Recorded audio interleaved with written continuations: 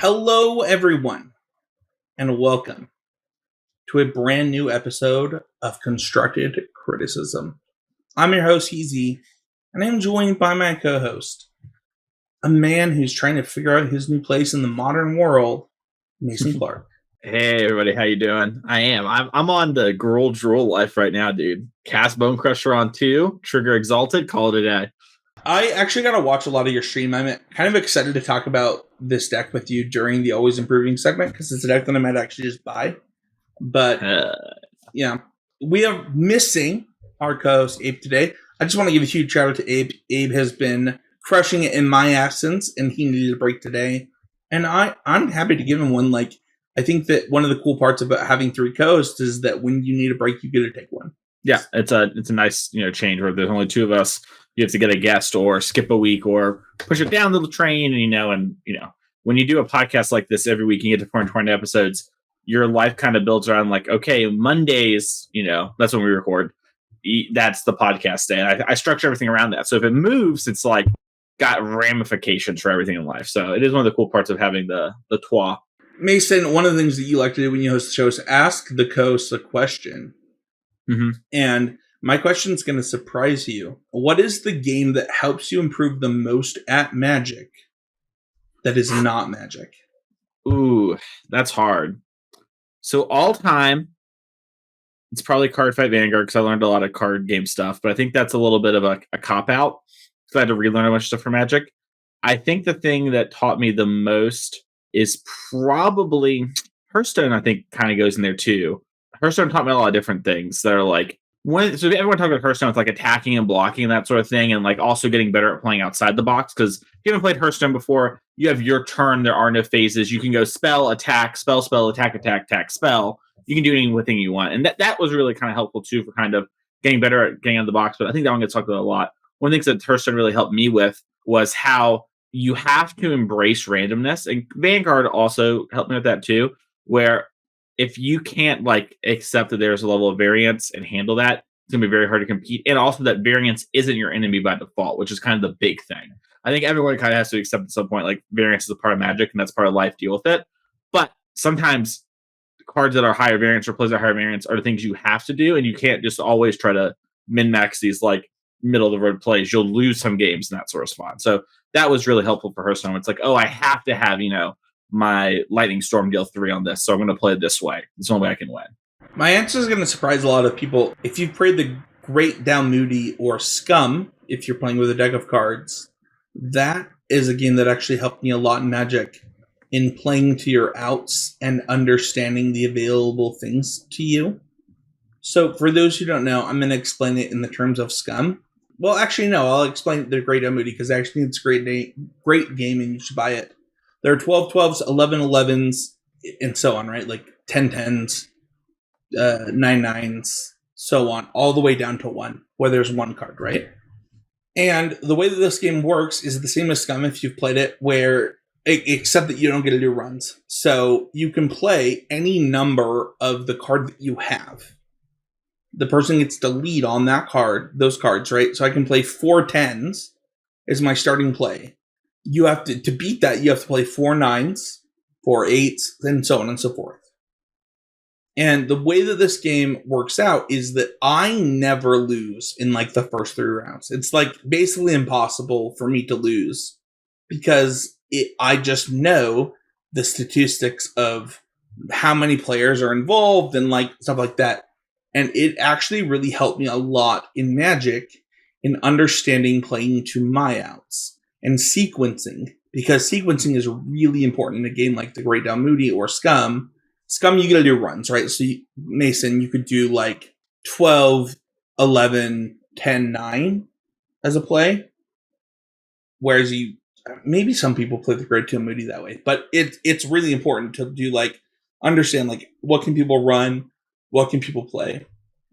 And it's really helpful for understanding like how you're supposed to sequence your cards, because you have all your cards available to you at once in this game.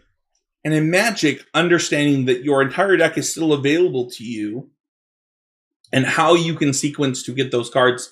I don't think that it was our podcast last week, but I think Jesse did mention some of this, but there was actually another podcast. I think it was Midweek Magic, whatever the Game to See podcast is. Midweek Metagame. Midweek Metagame. Thank you. I actually think they actually dived into this last week, where it made me think of this game, and that's the game that has helped me improve the most outside of Smash, which I've been banned from talking about on this podcast. So. You have not been banned from talking about Smash. I like the joke though. So just as long as we all know it's a joke. Yeah, I don't. Even if the editor cuts this out. No, you don't need to cut it out. I think that if people hating me talking about Smash was kind of funny because I actually think that the obvious answer is Smash for me, where Magic actually helped me a ton in Smash. This week I got to play in my first Smash tournament in a while, and I did not have a game. I had one game where I got 3-stocked, but it was against the best K rule player in Utah. And he's top 5 K rule player in the world.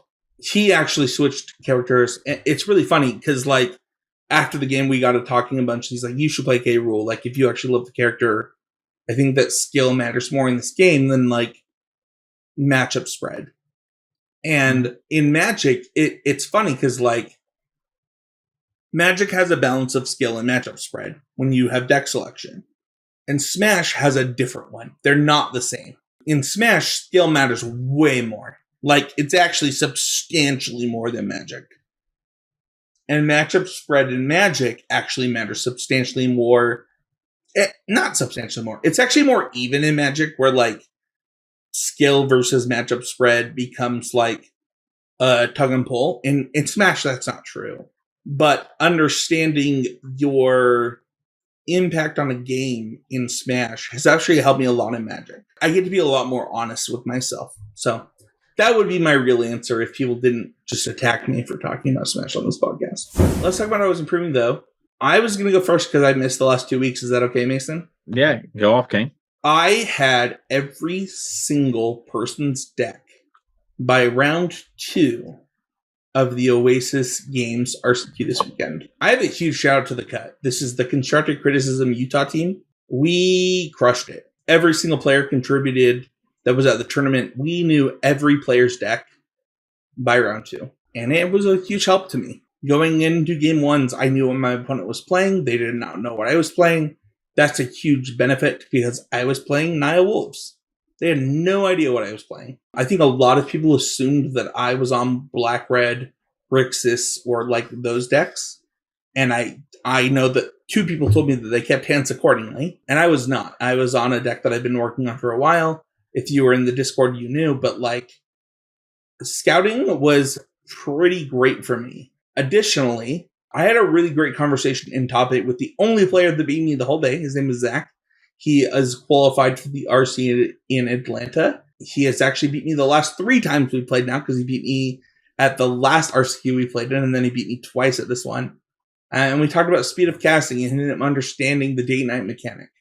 We talked about reading and learning cards and how he had a lot of learning. He made a lot of mistakes, and I want to talk about winning through mistakes because he gave me a lot of opportunities to win. And he calmed himself down multiple times. And I think a lot of times people will the way that he did it was right. He read the cards, but he could only read the cards that were being played. He didn't get to just gain a retroactive experience versus something like Stormseeker. And so there was a turn where he took 11 damage to Stormseeker plus another card during the night. And then after that game, he was like, dude, I cannot believe that I let you go to nighttime because I didn't main face cast a removal spell. And just understanding how the mechanics work, it was a really good conversation with a player that I really respect. It was really funny. During the top 8, I was like, I'm really glad that I'm playing against you. I think that you're one of the better local players right now. And if I'm going to lose, I'm glad it's to you. Because he was playing, of course, Brazier, which is a card I think that I told multiple people I didn't want to play against going into the weekend. And instead of being upset that I had to play this bad matchup, I just got to help a player improve and talk about the standard format. We'll get into this later in the episode, but I actually believe the best deck is not even represented in our power rankings. What about you, Mason? I know that I don't know if this is modern or pioneer, but I actually like both of your lists for this. So I'm actually excited to learn from you here. What was your always improving moment? So there was, we talked about on the show some last week, but there's like the BNR with Yorion last Monday, and that really has changed modern a lot, Like we mentioned on the show, like the things that you are playing against and the rules of engagement are the same, but without Yorion in the format, kind of what you can do is open up to you. And from a more like personal standpoint, what I am willing to play is opened up. Where before I like the bar had to be better than 4-color for me to want to, clear that bar. And while I think there are times their decks were at that bar or over it, for the most part, it was just kind of 4-color ride or die. And so I got to really start exploring the format. And one of the decks that I had always said was really good in old modern, but just couldn't compete with 4-color was Gruul combo, is what I call it, where you have like Devoted Druid in your deck and you can make infinite mana with the Luxor. I played that deck right when Streets of New Capenna dropped. I 5-0'd. I was like, deck's great, can't beat 4-color, put it down. And I kept telling people, like, every time we go around and come up, you're like, I have this Gruul deck. I know it sounds stupid, but it's just like a mid-range deck with a combo finish, and I think it's actually just really good. But you just can't beat Yorion decks. It's just not possible. And so, everyone kind of laugh or whatever. We're like, oh, okay, and move on. And so I did a lot of 4-color stuff, and then it was like, okay, I'm kind of interested by Jund Saga. I'm kind of interested by this, and I'm kind of want to play my Gruul deck again. So I just picked up the Gruul deck, didn't change any cards from the week 1 Streets of Capenna, played it instantly 5-0'd, and was like, oh, okay, cool. Let's try working on this a little bit and seeing like, okay, the combo stuff with a Devoted Druid Walking Ballista is cute, but maybe I can make my deck more efficient and much more of like a mid-range deck, sort of in a Jund Saga-esque thing, but more aggressive. And I made changes to the deck and picked a bunch of cards to try and facilitate that. And it was a really interesting kind of learning moment and process of like, okay, I have to solve for all these problems that no one's solving for because my deck isn't a Ponza deck. It like doesn't play any pillages, it doesn't play Blood Moon. You have Saga, so you like can't Blood Moon people. So it's a really interesting thing where it's like my deck is similar in some pieces to those decks and similar in how some games play, but structurally and game plan wise, it's completely different. So it's funny. I remember a drunken night with you, me, and Nat Kling. We worked on a Jund Saga, and I was like, "This deck seems busted." And everything that you were doing with this deck reminded me of that night where we were like, "You're just cutting the BS. Like obviously we can't do what we were trying to do." I don't know. I loved it. I obviously joined your stream, but like I think that people are really focused on a couple things. Like I'm debating playing my RCQ next weekend. If I was going to play, I would just play Murktide. I think for a lot of reasons. I didn't even get a look at the results, but I know that the 2 people that were going to learn Lonely Murktide are no longer willing to do that because of the results from this weekend. So I assume Murktide did well.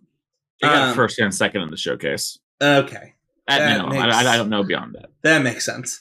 But I think that it then becomes a question of, okay, if Murktide becomes defaulto Jund again, which it is Boomer Jund. That is what the deck is. Can you go over or under that deck? And I think Gruul, the way that you have it built, asks important questions, right? It makes sure that they play things like Dress Down in the main. It makes sure that they play like Blood Moon in the main. And if they do play those things, it also asks questions of, okay, well then can you be the other side of my deck? And I think that's an important question. Yeah. It's asking them a lot of weird questions, like you said, and part of the reason that I like this deck and drew towards this deck and Jund Saga is, and I mentioned a bunch, in a lot of different places in last week on the show, but like, Rakdos, Scam, Breach, Murktide, Hammer, Indomitable Creativity, these are like the short list of decks I think are good blue-white. And a lot of those decks actually have a problem with like Saga tokens pressuring them and getting interacted with at the same time. And so Jund does that in one way. This deck does it in a more proactive way. So just like you mentioned, the Murktide player, it asks a lot of questions of them. And just generating 2 bodies and like a Shadow Spear or whatever is a lot for a Murktide deck to actually beat. And like I took that to the next step where like if you saw my streaming, I had Springleaf Drum, and then I decided to change it to an Expedition map just so it's like, oh, now I have like another Saga or I can get the Boseiju, or I can get, just a land if I need that sort of thing. And so I kind of like a 1-1 split there. I don't know if you actually got that deep, but I saw that you posted kind of this in the Patreon Discord. But this is a deck that I'm legit considering buying in Modern, as I think it fits my playstyle really well. And I don't think that it is out of the realm of possibilities for 2 or 3 color decks with Ren and 6 to be a part of the format, right? Like, I don't even think that it's impossible that, like, 4 color decks continue to exist, but it is... This pressures the format in an interesting way, so I like it. The coolest part is you have 1 flex slot. I played a Stormburst Dragon this weekend. I played a Vivian Reed. You can do whatever you want there. That's the coolest part. So, I am in a Discord with Dan Gardner, Michaela Downs, podcast Patreon Chase, and I was posting about the rule list that Kellen and you had talked to me about for Pioneer. And I was like, here are my thoughts on this. If I go to Atlanta, I actually fully expect to play Gruul. Like, I don't even think it's a question at this point. Can't wait for the Brother War spoilers to start in just 2 weeks. Yeah, I hope there's some good Gruul cards. However, this podcast is about you, the people. And the patrons are involved in that. There are no new patrons this week, but I want to talk about a problem that's been happening. And it's not just with this podcast. So, fun fact, Mason. I'm the producer of a lot of podcasts. Patreon is not sending welcome messages right now. And so the way that our podcast, Drafting Archetypes, Need to Nerd, all of those have these welcome messages that get you into a special Discord. And they're not sending. And so they know that it's happening. People have told them. But we've had 3+ people complain that, like, they didn't get their Discord invite. It's actually not us. But if you just message me on Discord, just look for Spencer13H. I'll get you that invite. I promise it will happen. And I'm sorry for the inconvenience. Yeah, we'll just make a post, too, that just has a Discord link. Like, can we just make a post to have that up there until they have it fixed? Yeah, we could do that, too. Yeah, we'll do both. Like, if you don't see it, let me know. But we'll get it fixed. It was a huge problem for both our show and Drafting Archetypes this month. We had a lot of people being like, I didn't get an invite. You're invited. I'm sorry. You know what's not got that problem, though, is Game Grid Lehigh, dude. Like, let's go. They have been crushing it. You can get 10% off using the code CCMTG10. And for what it's worth, they're sponsoring our standard event. Mason, you're going to Cali, right, buddy? You're going no matter what. You're going to be there. I'm going to give you hugs. Yeah, I'm going to be in Anaheim. Yeah. We don't know that it's Anaheim. It could be anywhere in Orange County. Yeah, it could be anywhere that DreamHack goes to every year and has booked the venue for. Yeah. I'm joking. It could be anywhere. It could be anywhere. It's obviously Anaheim. It's so funny. My wife this week was like, so a podcast listener of the show, a member of the cut, Patty B, won the Oasis RCQ this weekend. My wife is like, how does he win an event that he wins a plane ticket to the event that they don't know where he's going? Yeah. It's an interesting question for sure. And I was like, you know what? They know he's going into Anaheim. Like, that's just factual. But it's not. It could be like Anaheim adjacent.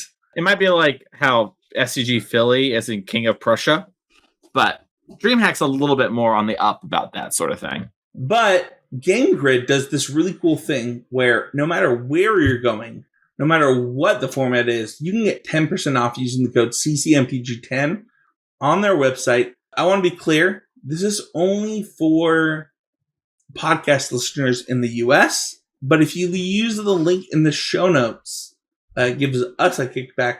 And they also support us, Mason. They sponsor our events. The next RCQ is standard. Our next event is standard. They, in support of us, I have been informed, have made their next 2 RCU standard to support CCMTG. That's awesome. They're the last 2 events in Utah. I'm super stoked. The link in the show notes will be for our event. Mason, do you know when our event takes place? December, I believe, 3rd. December 4th, 10 a.m. Mountain Time. That's 12 Eastern, 11 Central, 9 Pacific. You could play Standard to get ready for whatever the heck is happening in February for DreamHack. But no, like 500 guaranteed from Game Grid Lehigh.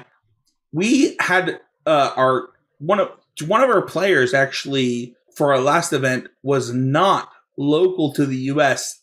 Still got their money, still got their cards. They had friends in the US from playing Magic.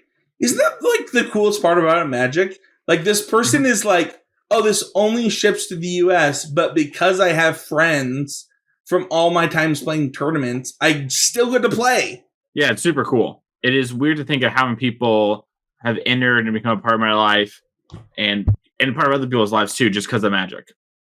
And like, this global game that we play. Let's go into our main topic though. We don't need to go too into Game Grid. They're amazing. You should check them out. Mason, we planned this episode before there was any idea of a banning.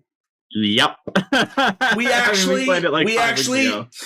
This was supposed to be a standard mega rankings episode. We're going to go over everything. Yeah, that's not what's going to happen because we don't have 2 months of data. We're going to go over all the Magic Online events though. We have 1 week of data. That being said, Mason, I'm going to do something really different. Usually, the entire episode would be dedicated to the power rankings. I don't want that. I want you to give us our top 6 decks. What are the top 6 decks in Standard based upon MTGO results? Yeah, so using the power ranking system Frank Caution present, number 6 is Grixis Midrange with 5 points, Mono Blue Delver with 7 points, 5-color Kami Control with 12, third place is Jund Windgrace with 19 points.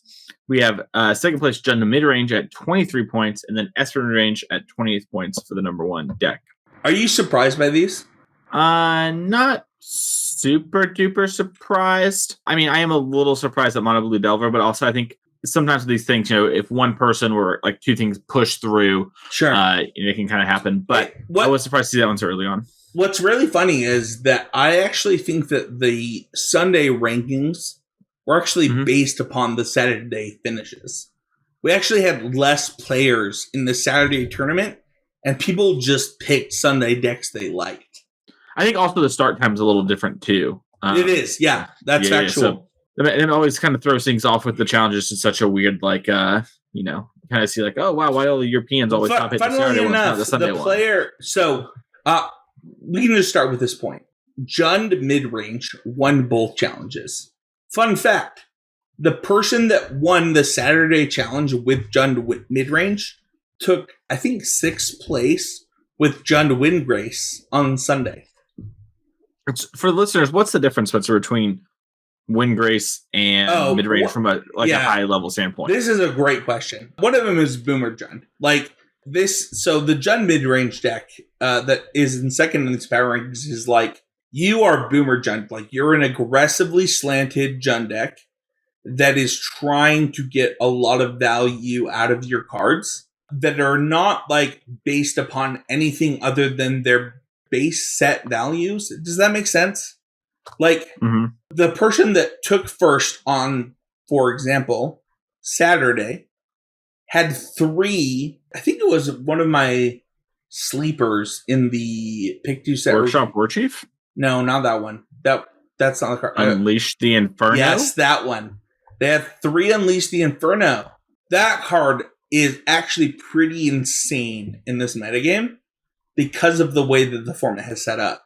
Just for the sake of it, since I think it might be helpful because Standard, is a little less played these days. Unleash the Inferno is the 1 black, red, green, deals 7 damage to target creature or planeswalker. When it's dealt excess damage this way, destroy target artifact or enchantment an opponent controls with mana value less than or equal to the amount of excess damage. So kind of a warty, weird card, but basically 2 for 1's a bunch. I think it actually probably 3 for 1 for them a bunch that weekend looking at the results. And I was a little surprised to see them switch to Jund Windgrace And I'll talk about why. Unless you want to highlight anything else on the power rankings before I go. I was just rereading the card. Okay, cool. We're going to have a go. Yeah. No, I think that the fact that they switched after winning is weird. Especially considering Jund won the next weekend. Like, they won, they switched, and Jund still won. They took 6th. There's a lot of things happening here. One, I think the Esper question looms large. I think specifically, we've really crushed it, Mason, in our pick 2 set reviews the last year. Like, I don't know if you looked at Pioneer, Standard, Modern, and stuff, but like, holy crap. Do you remember what my number 1 card was for Streets of New Cabana? It's a 1/4 flyer. Oh, it was Rafine. Rafine looms strong in this standard format. If you cannot answer Rafine, and Rafine gets to attack with anything that comes into play before it, like, you're in trouble. And I think that, like, Windgrace, as a deck that I know other podcasts are really high on, I think is the most beatable deck in Standard. I don't actually think it's close. I think that it has a lot of problems where you can go under it, you can go over it, you can... I did have a really cool moment, though, this weekend, where, because I've been playing so much Arena, my opponent responded to their Windgrace trigger by discarding a land. Mm-hmm. And I was like, I've never done that. I played this deck like 32 times. You never just had a green and was like, I'll 3? F Arena. And he was like, oh, I didn't realize this till somebody did it against me on Arena. And I realized that I always had to be full control of on Arena in order to make this happen. And I was like, no, funny. It's super obvious once you did it. Like, I'm just a moron. That's funny.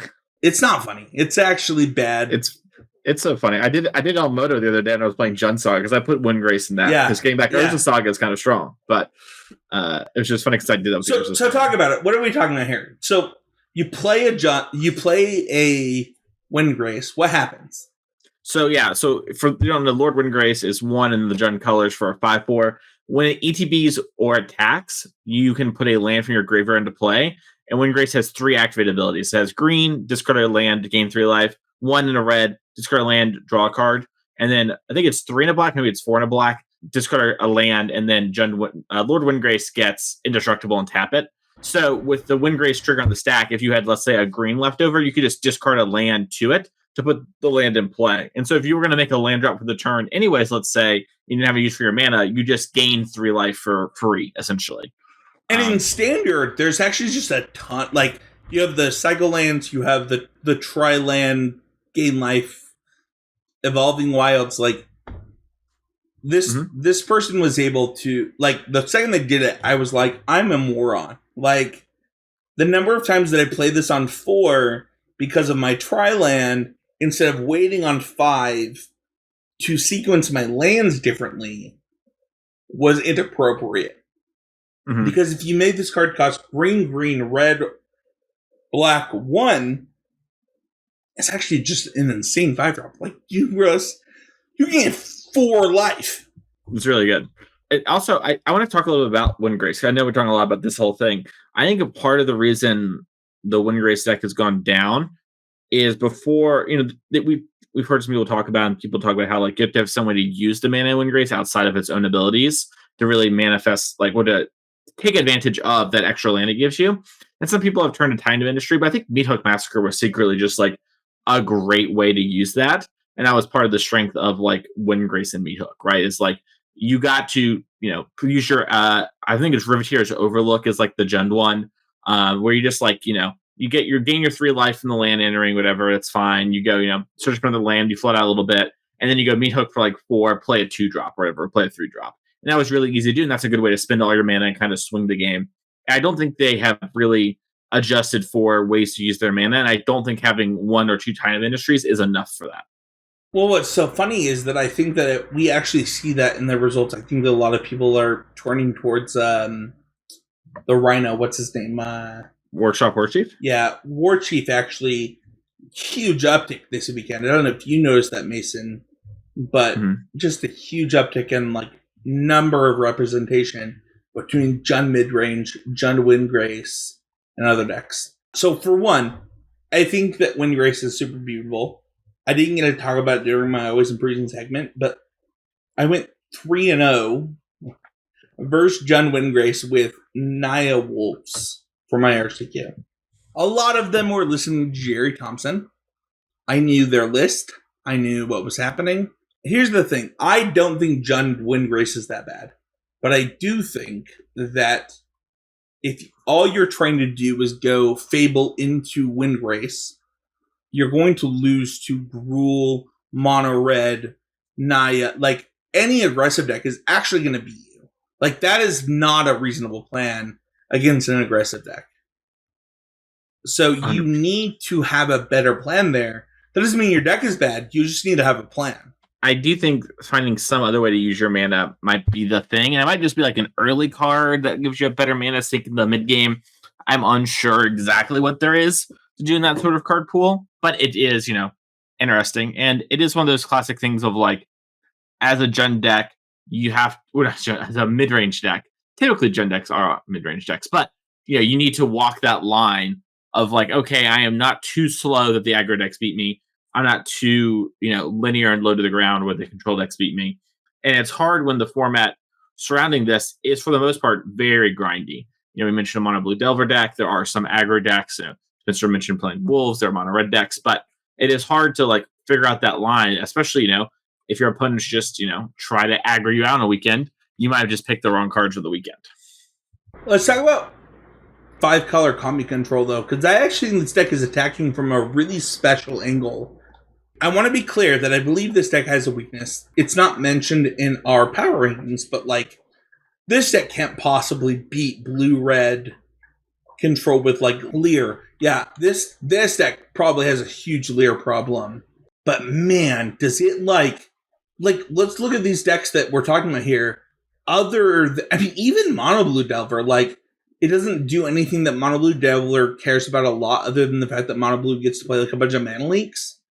And then like Grixis, Jund, Esp, like, it's attacking from a really special angle. And what's funny is that a lot of people wanted like Invoke Justice to be the special angle. And there were multiple Invoke Justice decks that did not do well. Whether it's Mono White Invoke, whether it's Naya Invoke, whether it's like, there were a lot of people that were trying to do special things, but Mono Blue Delver actually keeps those decks down, where I don't actually know that it does it here. Like, it could, like, depending on how you build your Delver deck, it could keep Kami Control out. But I actually think this deck is attacking from a very special angle, where you get to be a Sheoldred deck, you get to be you get to play all the best cards. And that's weird, because the only thing that punishes that is that blue-red control deck with like Field of Ruin, Cleansing Fire, Leer, and that nothing else punishes this. Mm-hmm. Yeah, it's interesting. It's kind of a interesting example of like you go super big, but like kind of like we're talking about the Jund thing, but this is like the full end of like, I am the biggest end game there is. Like, you need to have something that meaningfully interacts with the way I function, or like diametrically opposed to me. It is really interesting. Do you think these decks, when looking at the comic control list here, I'm kind of just like clicking through them, do you like the way they're kind of working towards winning the game with things like herd migration and the Kami War as like kind of the main things? Or okay, what do you like? No, I think that these decks have a problem where like they're not sure where they're supposed to be. I think this deck will actually get better.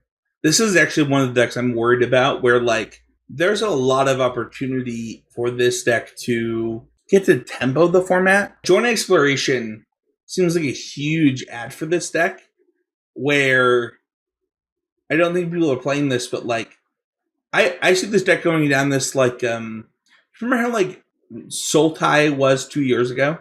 During Ultimatum? Yeah, like where it's this like, no, like, you're gonna have to really punish me. Like, and the thing is that Liliana and removal spells put such a good squeeze on the format.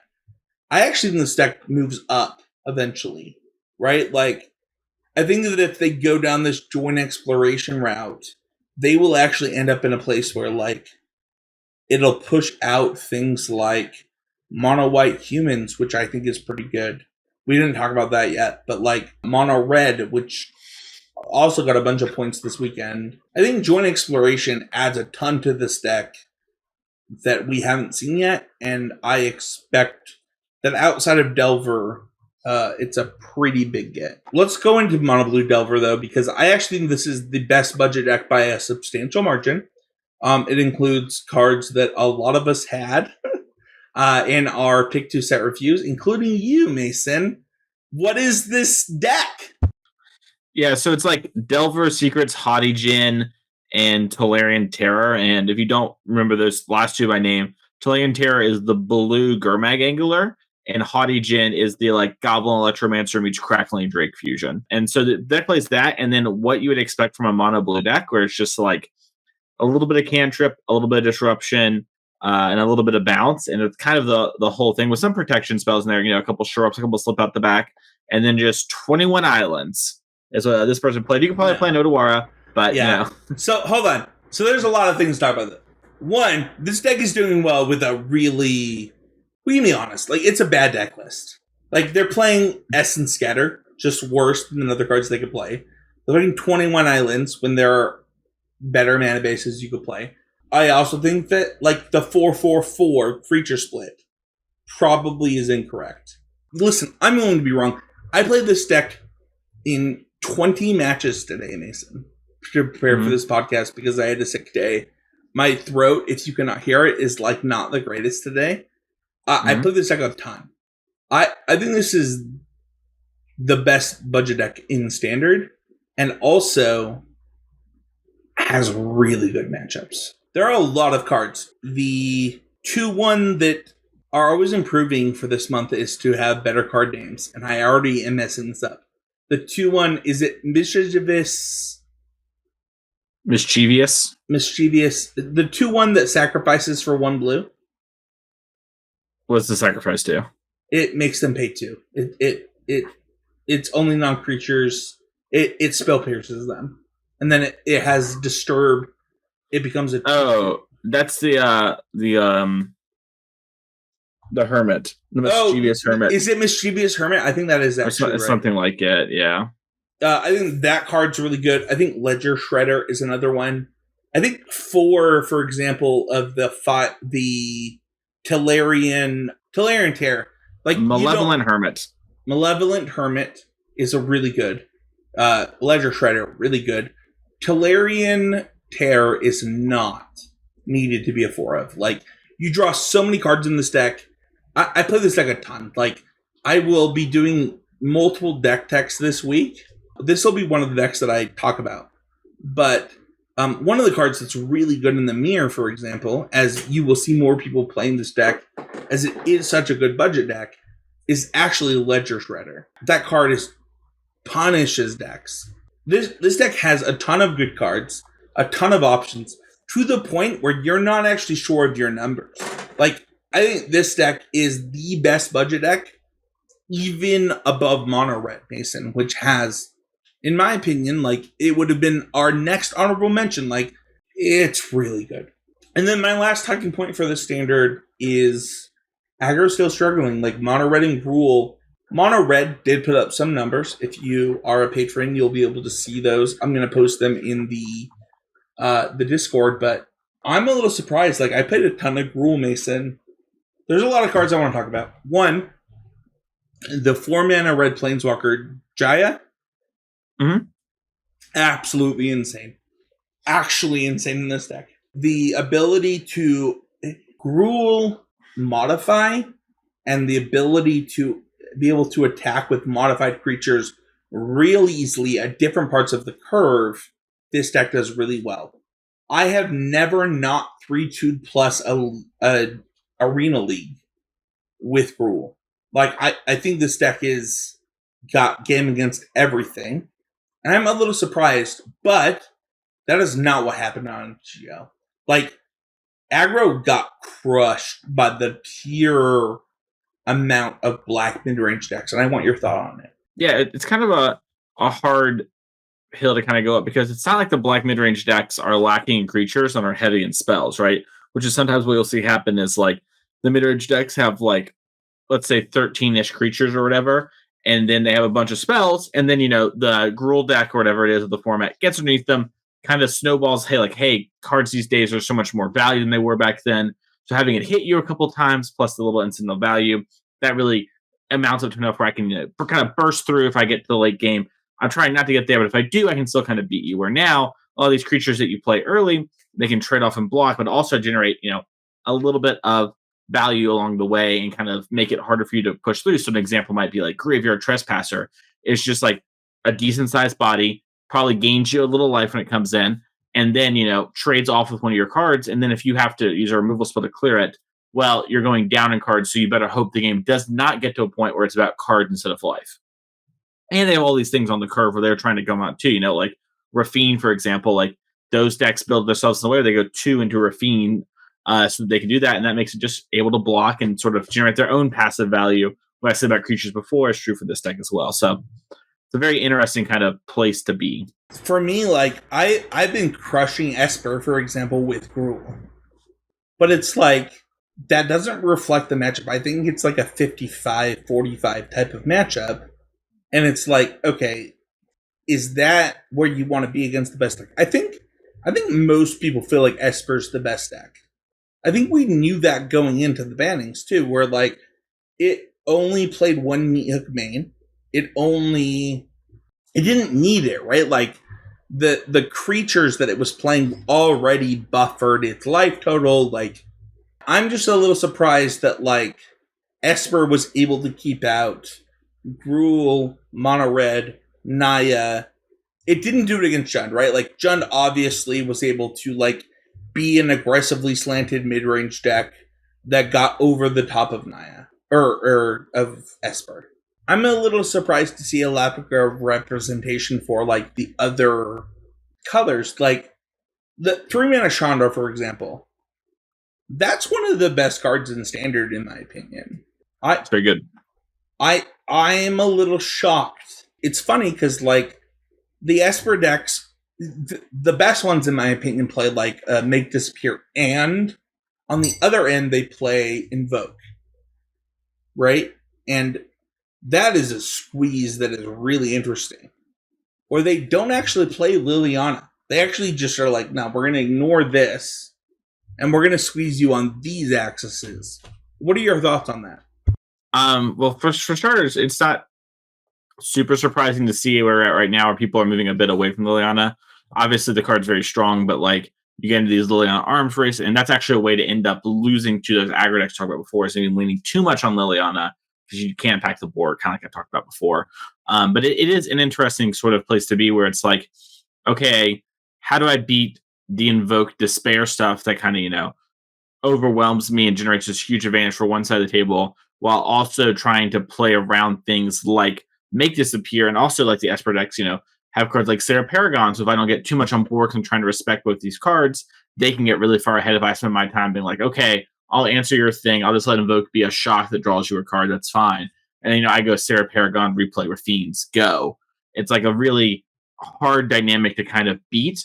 And then that's not even counting things like I think it's Rafine's Schemer, which is like the unsummoned 3/1 that connives when you play it. And like, there's a lot of different ways you can play. So it's either one blue or one blue black colorless, or is it? It's one in Esper, but you can do it. It's got the weird hybrid Esper, where it's always blue and then it has Esper hybrid. Yeah. Mm-hmm. Now, I think that we actually saw one of the Esper decks that did well this weekend. I think played 3 of those main. Mm-hmm. It was really leaning on like the tempo advantage that Esper offers. And I think also kind of leaning like what you said, right? Like there's that weird squeeze. If a lot of people aren't doing this sort of thing, they start playing around it a little bit, and you play that kind of card, it really punishes them. Yeah. Let's go into your talking points, though. We've covered all of mine. I want to talk about mono white. You actually didn't cover this. Do you know what the best mono white performing deck was from this weekend? I know that the Invoke Justice one got like top 8 in at least one of the events. I don't know. Top 4. That was the best mono white deck. But There was a Boros deck, and I think that's closer to what you're thinking of. Yeah, the mono white deck to me is mono white with Fable the Mirror Breaker for kind of grinding and sort of activating Fable with a lot of your good creatures. So, like, if you haven't seen this deck, it's kind of like Wandering Emperor, AO, etc. But really, the standout cards are Fable the Mirror Breaker, which is one of the best grindy cards, and then Sanctuary Warden, which is one of the best grindy cards. And Fable plus Sanctuary Warden, it's a really powerful sort of endgame that lets you kind of burst through all these mid-range mirrors. And this deck kind of gets on board so that it doesn't immediately kind of die to the pressure that something like a Gruul or Wolves or Red is trying to do, and also lets you kind of trade off against the I like style that decks. nobody but me is playing Wolves. I just want to be clear. You could argue mono white is a Wolves deck because it plays the Spirited Companion, which is a doggo. Let's go. So, it's kind of how you look at it. But yeah, but like, that is like one of the things in this deck. Basically, every single challenge puts up one top 8, kind of just one and done's every single one you look at. And I think it is a very strong strategy that is a little under, I think, explored on everything it can do. We're seeing some cool stuff like right now, the person who top 8, this one has their 4 rank announcements in the sideboard. We see this be main deck before. And there's a lot of cool things I think you can do along those lines. But the white decks they look to be a little underpowered compared to some of the other decks, but they kind of do have this big burst potential in these sort of end games that they reach that do way overpower people, and things like Sanctuary Warden really take over the game. And I don't think we need to talk about Fable the Mirror Breaker being a strong card. I think players recognize that. But, the Restoration of Arganjo, a really strong card, especially when it flips over, and getting back, your Fiend Informants, your Cathar Commanders, your Spirit Companions, all those sort of creatures have implications in the rest of the format. So, just kind of a solid deck. I want to give a real look into. Listen, I love Oasis. I will love them forever. Mason, can I give you a look into the direct Oasis metagame this weekend? Sure. We have Genwin Grace, Grixis midrange. There was one Grixis deck. Genwin Grace, Black White midrange. This is like big black, little white. I don't actually think they were playing a plains. Nigh Invoke, Genwin Grace, Esper mid, Jun midrange, Mono Black midrange, Mono White aggro. Not Invoke, like straight up Mono White. This person lost for top 8. Esper midrange, Grixis midrange, Red White midrange. Those were the decks that were not our team. The top 8 was Spencer, Naya Wolves, QJ, former co-host, Esper midrange, Zach, the only Grixis player, top 8, Adam, Gen midrange, like pretty close to the one that we talked about in the show, with multiple, the Rhino, what is it called? Workshop Warchief? Yeah, Workshop Warchief. James was classic red black. Nick, pretty close to classic Esper, not playing the Invoke version. Patty B won the event with Esper, and then Josh, black white, that big black little white version deck that I talked about. Here's the thing: black is putting a strain on this format. I think that's clear. I don't think that it's a problem though.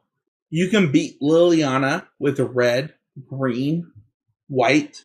You can beat black with a lot of things, actually. One of the things that I would say for final thoughts for this, before we get into Esper, is that the black mid-range decks are beatable. What are your thoughts on the Esper curve, though?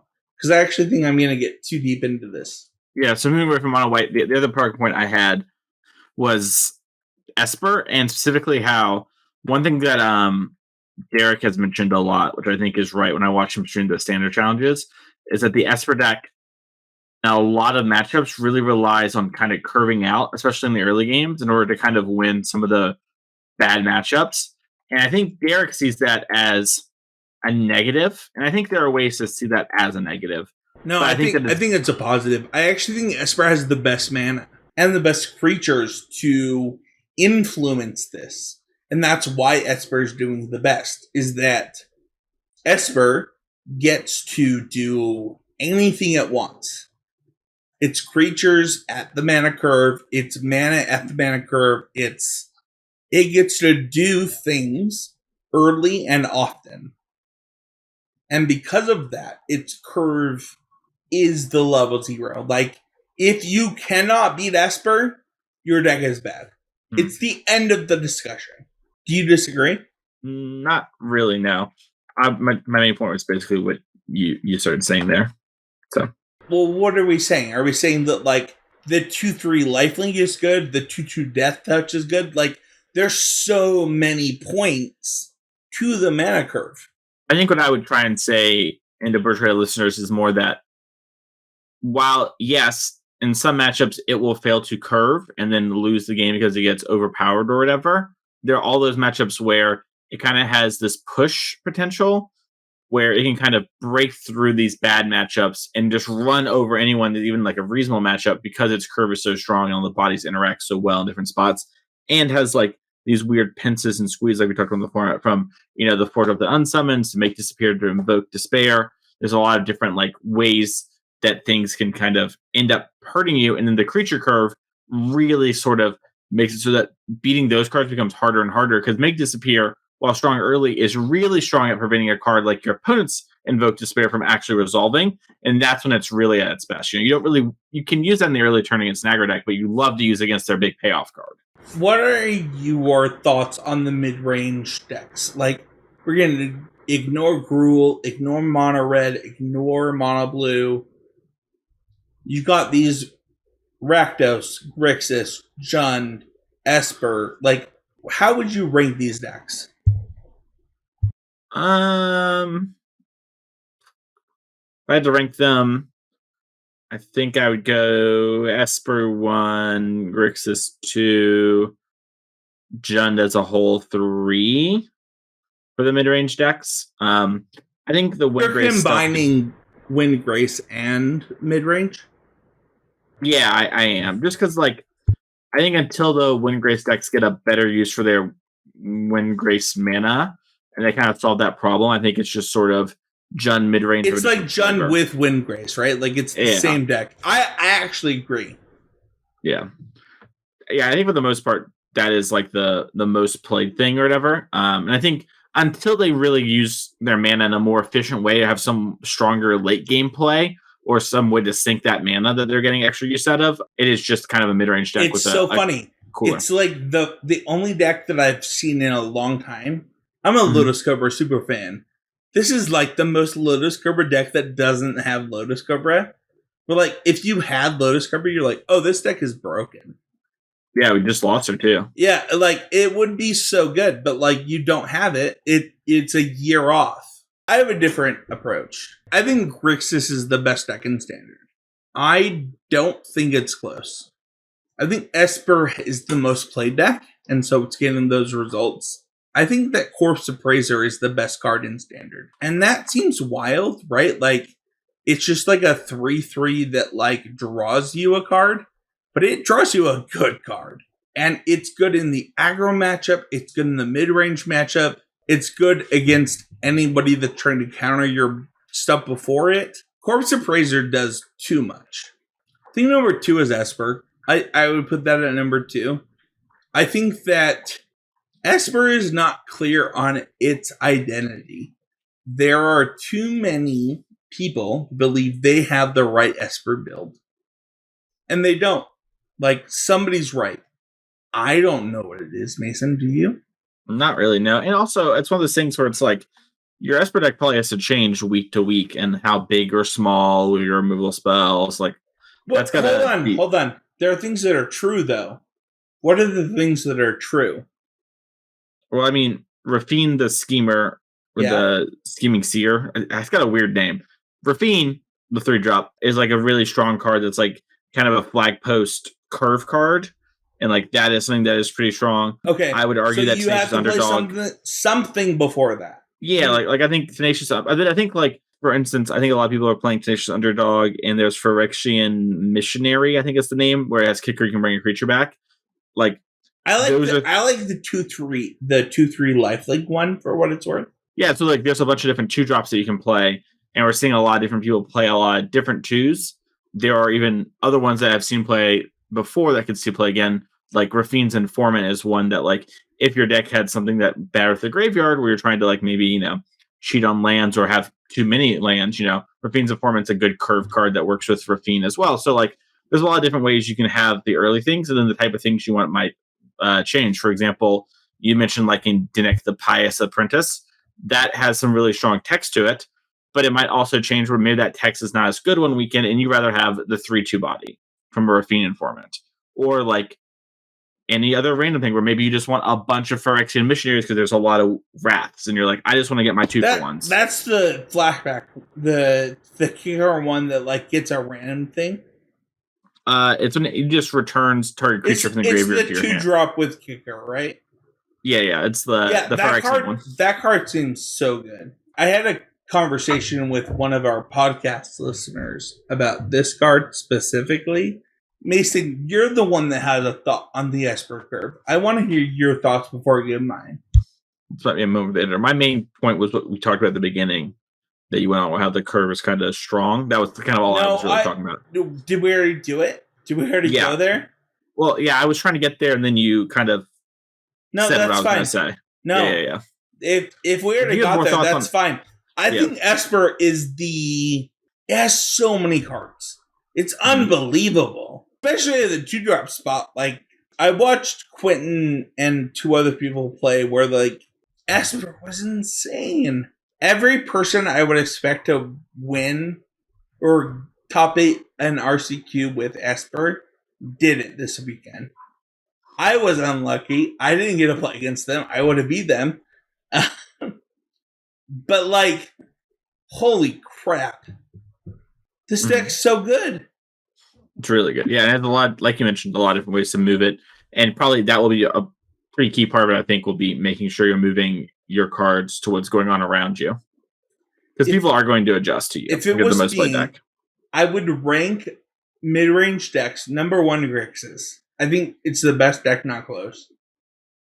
I think Corpse Appraiser plus Fable of the Mirror Breaker plus all the things that can do is the best by, like, a lot. I think Esper's number 2. I think that the 2-drops, while you don't always get to play Tenacious Underdog, are way better overall. And have a lot of versatility in what they kind of do, right? In the games they can play. So, it makes sense. I think number 3, I would put any white-red deck. Sure.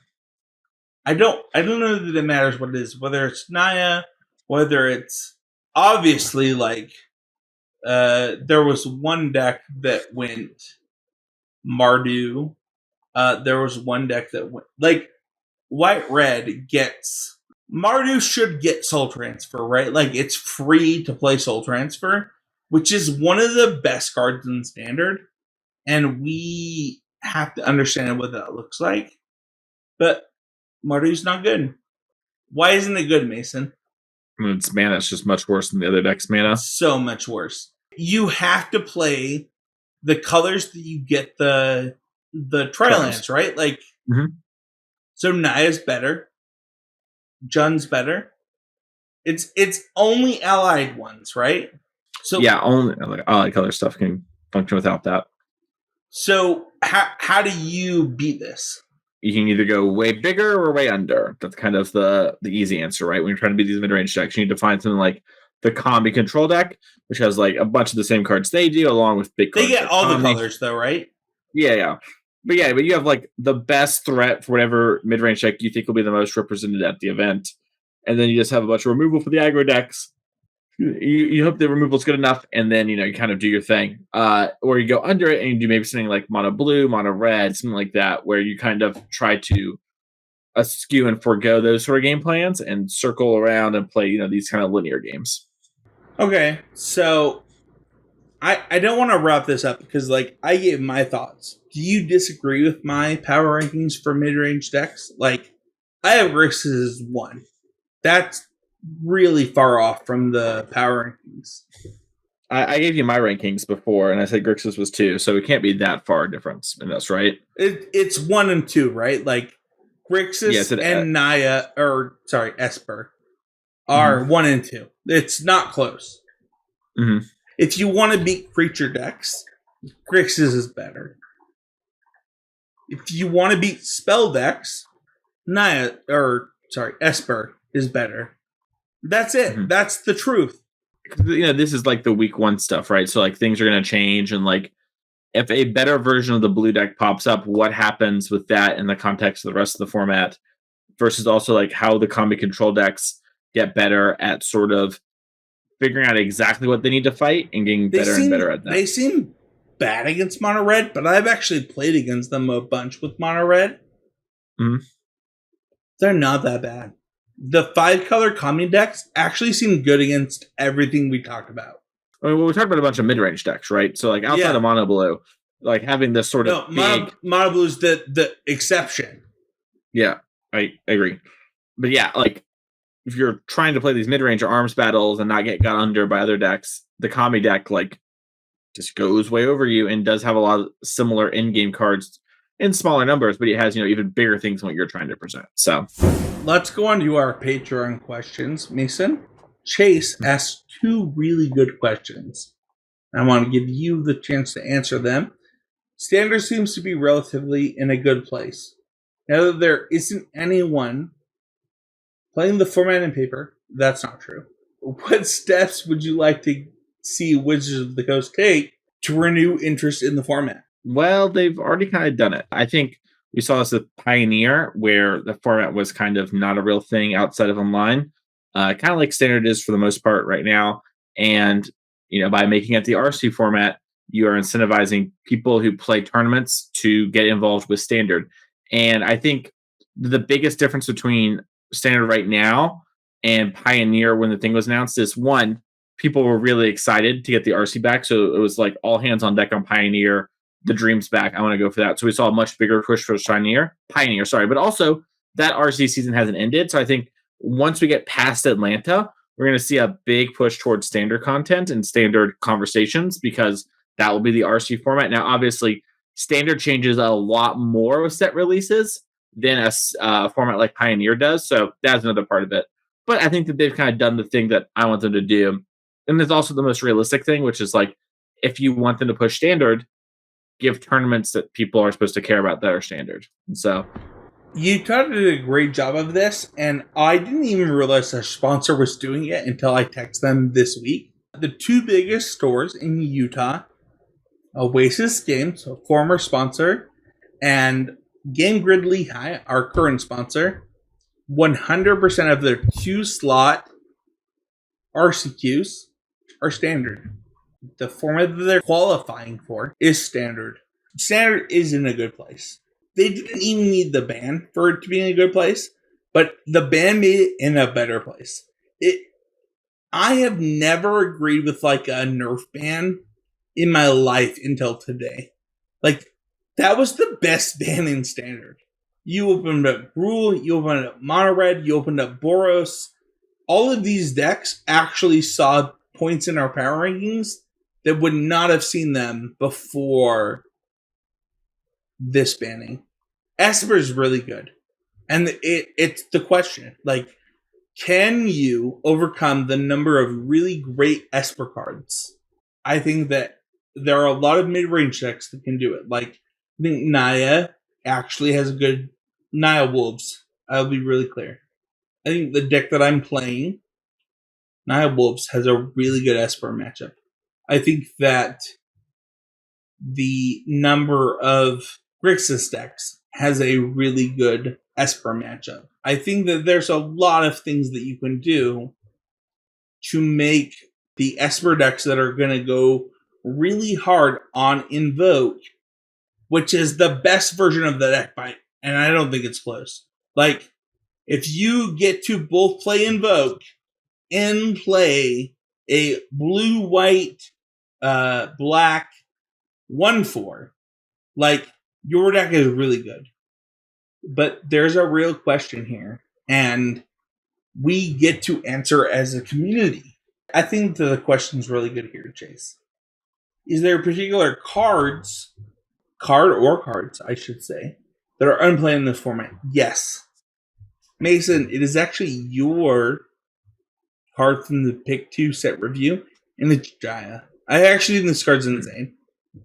I have played it a ton. At this point, I have literally never not 3-2 to league with this card in my deck. I think it's one of the best cards in Standard. What is happening? Like, people just don't respect Planeswalkers anymore because of Liliana. Yeah, that's definitely something that is happening, and it is a weird presence on the battlefield matters so much. So, like, Planeswalkers seem to be de-emphasized a little bit, but Jaya does a good job of, like, coming down and creating a battlefield presence and also answering a bit of a battlefield presence, which is something we kind of talked about. She does it for like 3 turns. Yeah, 100%. And so that really kind of changes up a little bit. If when it comes to particular cards that are maybe being underplayed, the part 2 of that question, I think Jaya is a really good answer. And I think Ledger Shredder is a card that is a little surprising not to see more. It makes sense that it doesn't see as much play as it does in eternal formats because the CMC is just going to be higher in Standard. But like Spencer mentioned, like that mono blue deck does not need to have a curve that high and shouldn't have to lean on casting cards like Thought Discovery or whatever. Terror doesn't need to be a 4-of. Yeah, you're not giving yourself enough plays early to then kind of protect while you're doing things. And if you stick the terrors early, that's great, but you are leaving yourself open to some like shaky draws essentially. But a card like Ledger Shredder fixes that a little bit in multiple ways. So I would say that the second part of this question, Shivan the Dragon, the X Dragon, Shivan Devastator. Yeah, that card is so good. Like, actually insane. Whether or not you're playing the 3-3 that Abe likes, the Thunder Raiju. Yeah, the Raiju or not, this card is insane. Like, actually insane. I think that Gruul cards are underrepresented because the blue cards are actually really good. Like, they actually are. Make Disappear, for example. We didn't get to talk about that a ton this episode. That card's insane. It's really good. The number of times you get to, like, stack a 1-1 to, like, counter a spell. Like, this card's so good. I think Gruul's underrepresented as a deck. I think that also people underplay the Gruul cards that are good. So, for example, I think Bloodthirsty Adversary, while being a Super Spencer card, holy crap, can you just win games by just putting that in your deck? The fact that you one of your 1-drops is just pushing 1-1 counters. Like, I think Gruul is the most underplayed deck, and that would be my answer to this question. There are no questions for YouTube comments, Mason, but I want to tell you that you, me, Abe, all of our last YouTube comments are just mono support. Like, people just are so happy that we're doing what we're doing. I really appreciate you and Abe. And I am really happy that we get to do this together. Because, like, our guests have been insane. Like, I would never have guessed that the guest lineup, like 12 months ago, I would have never guessed this. Like, we got Soul, we got Jesse. Jesse's like, I'm going to be honest. I wasn't on the Jesse episode. I'm just going to shout out right now. That was maybe the best episode of CCMTG ever. Like, of all time. You should listen to that show. It was unreal. Go ahead. People seem to really like it. I just had a bunch of people come into the Twitch chat and say, like, I listened to the episode a couple times and got like a lot out of it, or something along those lines. Multiple times throughout the weekend. It was really cool. It was cool to see people sort of get it, and it is hard to say that people. It's weird, right? Because people don't know Jessie kind of on a wider scale, yet they obviously do. She's had kind of this meteoric rise in the last 10 months, and we kind of talk on the episode, and it's been really cool to kind of be there from liftoff to keep seeing the ascent, and how smart she is, and why I talk to her so much. I'll go part of why I'm also a good person, but I'll go super deep. Mason, Your biggest influence in Magic was me and Trey. Her biggest influence was you. And like to see the progression that we got from that episode, I was crying. Like I straight up had tears listening to it. I think you're better at Magic than I will ever be right now. Like with my kids, with like the things that I'm doing, and to hear how you impacted Jesse on that episode was unbelievable. I'm so grateful that anything that I could do could help you impact a player like that. And I thank you. Thank you for making this show part of that legacy for her. Of course, thank you for everything you've done to help. And you hadn't told me that you cried and felt that way about the episode, but it's good to hear that it was. I'm gonna cry now. So. Sure. Yeah, you're all good. You're all good. Yeah. No, it's unbelievable. Like I listened, I could hear essence of Michael, essence of me, essence of Casey. Like the things that she learned. Like I could hear how you helped her. Yeah, it was interesting. It's interesting to kind of hear her talk about it too on the show. It was it was cool to have her on, and someone we talked with a lot, and spent 40 minutes this morning when I drove to work talking to her about something with Magic this morning. So it's really kind of cool. I know. I love it. If you want to listen to the rest of the network, you can check out the Drafting Archetypes episode, the Common Knowledge episode, this episode. Honestly, Mason, one of our episodes was nominated this year for the MPG Creative Content Awards, and it was awesome. It was Sam. People told me that they nominated us, but it was actually too late. We joined me, you, and Abe too late to get into this year's episodes. Honestly, I think that the changes that have happened between the network are really great. If you want to be better at Pauper, Limited, or Constructed, this is the network for you. So, Mason, thank you for being a part of that. If you want to like, sub, or review, or comment, it helps the show a ton. Mason, they have Spotify reviews now. Do you know where we're rated? I didn't know they had Spotify reviews. No. What are we rated? 10 out of 4? So there Best is, ever do it. Out of 5, we are 4.8. Dang, I actually like that because if you have a 5-star rating, I assume you have 1 review. So if you have a hater, you've made it. We do have if you're a content creator. If you're a content creator, you don't have a hater, you haven't made it. We have 18 reviews and a 4.8 rating. If you love this show, go to Spotify, give us a review. If you're on iTunes or Apple Podcasts, leave us a review. Mason, I just gave us a 4. I'm just kidding. I'm kidding. I was so sad. I love you. I really appreciate you sharing your knowledge. I'm so grateful that I could be a little part of you. Mason, if people want to support you directly, they don't just want to support this podcast, they want to see what Mason's thinking, where can they do that? You can head over to twitter.com @MasonEClark. The underscore, you'll find me there. You find me writing for Card Kingdom each and every week. This week, I think it is a standard article. Maybe it's next week. I don't remember actually what I pitched, but pretty sure it's standard. So you can check out that if you want to check out that each and every week on Thursday over there at Card Kingdom. Check me out twitch.tv/TheMasonClark. I am very close, Spencer, to hitting the partner status. I need to stream 3 more days at the same viewership I've had, and we hit, assuming they approve it. So that'd be really cool. And yeah, you can find everything there and everything on my social media. If you're interested in coaching, feel free to reach out via DMs and all that sort of thing to find me. And I'm happy to have a conversation with you about it.